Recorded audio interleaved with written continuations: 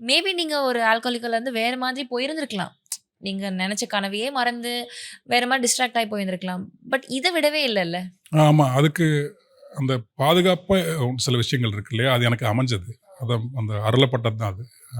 அப்பா, அம்மா, அண்ணன் இவங்களோட அந்த அரவணைப்பு இருக்குல்ல, அது பெரும் அரண் எனக்கு. ஆமா. நான் எவ்வளோ வலிக்கு வலிக்கு போனாலும், தூக்கி தூக்கி நிறுத்துறதுக்கு அவங்க இருந்தாங்க. ஆமா. தொடர்ச்சியா வாசிக்கிறதுக்கான எல்லாமே எனக்கு ஏற்படுத்தி குடுத்துட்டே இருந்தாங்க. அது எங்க அண்ணன் குறிப்பா. சென்னை வந்த உடனே புத்தக கண்காட்சிக்கு போயி சிற்றிதழ்கள் எல்லாம் நான் சந்தா போட்டு விட்டேன். எங்க அண்ணன் தான் அது போட சொன்னாரு.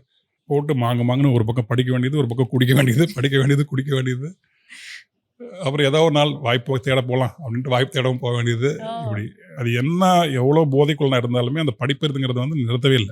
பேரலலா அதுக்குள்ளேயும் ஒரு பெரிய போதையில இருந்திருக்கீங்க. படிப்பு, ஆமா. லிட்ரேச்சர், நிக்கவே இல்ல அது. தமிழ். ஆமா. இன்னொரு பக்கம் எங்க அண்ணன் வந்து நெறைய புத்தகங்கள் எனக்கு வாங்கி வாங்கி குடுத்துக்கிட்டே இருக்கும். அதனால அந்த படிப்புங்கிறது ஓயவே இல்ல. எவ்வளோ குடியா இருந்தாலுமே தொடர்ச்சியா அது இருந்தது. அது எல்லாமே உள்ள போய் ஆழமா தங்கி, இப்பலாம் கொஞ்சம் வெளிப்படுது. நான் எப்பயோ படிச்சதெல்லாம் ரிஃப்ளெக்ட் ஆகி இப்ப வரத நான் உணர முடியுது. டயா பூஸ்டர் சுகரை கண்ட்ரோல் பண்ணும், உங்க ஆரோக்கியத்தை மீட்டு தரும். அனைத்து மருந்து கடைகளிலும் கிடைக்கும்.